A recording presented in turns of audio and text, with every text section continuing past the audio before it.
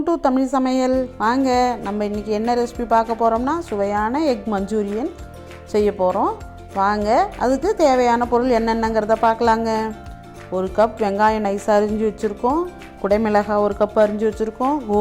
மைதா மாவு 1/2 கப், சோள மாவு 1/2 கப், இஞ்சி பூண்டு விழுது, soya sauce, chilli sauce, tomato sauce, 4 முட்டை, தேவையான அளவு உப்பு, கொஞ்சம் மிளகுத்தூள். இவ்வளோ தாங்க இதுக்கு தேவையான பொருள். வாங்க நம்ம எப்படி செய்யலாங்கிறத பார்க்கலாம்.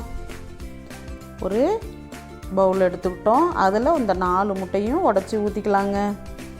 இப்போ இந்த முட்டைக்கு தேவையான அளவு உப்பு சேர்த்துக்கிட்டு 1 ஸ்பூன் மிளகுத்தூள் போட்டு ஒரு விஸ்கு வச்சு நல்லா இதை ஒத்தாப்பில் கரைச்சி எடுத்துக்கலாங்க. பாருங்கள், நல்லா அடித்து எடுத்துக்கணுங்க. இதை நல்லா அடித்து எடுத்து வேறு ஒரு பாத்திரத்தில் எண்ணெய் தடவி அதில் சேர்த்துக்கணுங்க. இதை அதில் ஊற்றி ஒரு இட்லி பானையில் இட்லி சுடுற மாதிரியே இதை அவிச்சு எடுக்கணுங்க. பாருங்கள், இட்லி பானை வச்சுட்டோம், அடுப்பு ஆன் பண்ணிட்டோம், கீழே தண்ணி ஊற்றிருக்கோம். இட்லி எப்படி வைப்போமோ அதே மாதிரியே தாங்க.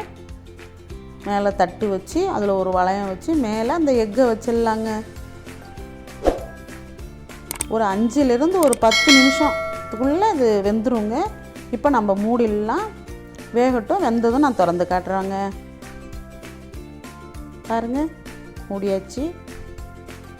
பாருங்கள், சூப்பராக வெந்துருச்சு. பாருங்கள், 10 நிமிஷம் தாங்க, நல்லா வெந்துருச்சுங்க. இப்போ எடுத்து இதை வேறு ஒரு பாத்திரத்தில் நம்ம இதை மாற்றிக்கலாங்க.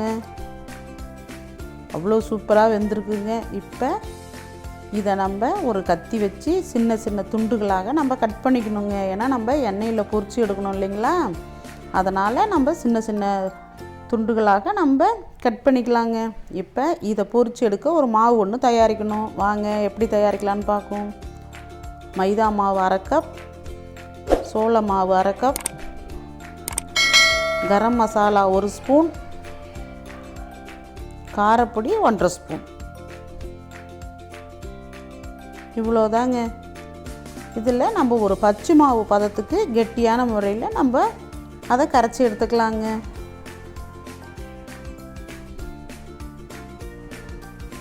பாருங்கள், ஒத்தாப்பில் கட்டி இல்லாமல் கரைச்சிக்கணும். கரைச்சிட்டு நம்ம ஒரு வாணலில் எண்ணெய் ஊற்றி வச்சுட்டோம், அடுப்பை ஆன் பண்ணிடலாங்க. இப்போ அந்த சிறு சிறு உருண்டைகளை நம்ம இந்த மாவில் உள்ளே நனைச்சி எண்ணெயில் போட்டு பொரிச்சு எடுக்க வேண்டியது தாங்க. ஒன்று ஒன்றா தனியாக ஒட்டாமல், ஒன்றோட ஒன்று ஒட்டாமல் எல்லாத்தையும் நம்ம இதே மாதிரியே பொரிச்சு எடுத்துட வேண்டியதுதாங்க. பாருங்கள், எவ்வளோ சூப்பராக வெந்து எவ்வளோ புசு புசுன்னு எவ்வளோ நல்லா இருக்குது பாருங்கள்.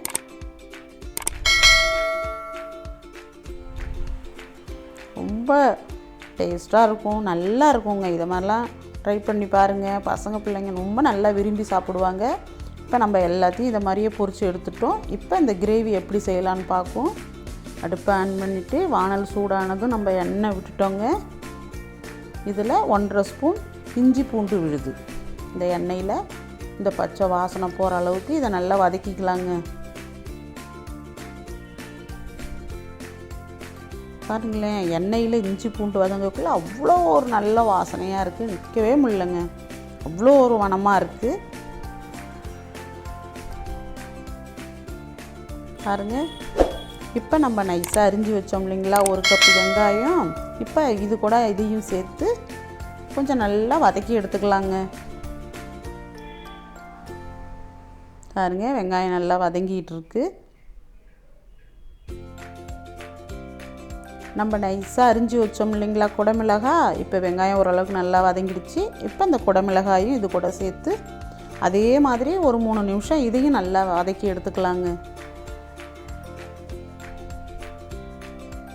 அவ்வளோ நல்ல மணமாக இருக்குங்க. இந்த எண்ணெயில் வதங்கக்குள்ளேயே இந்த இஞ்சி பூண்டு விழுது இதெல்லாம் சேர்த்து இந்த வெங்காயம் அவ்வளோ ஒரு வாசனையாக இருக்குது.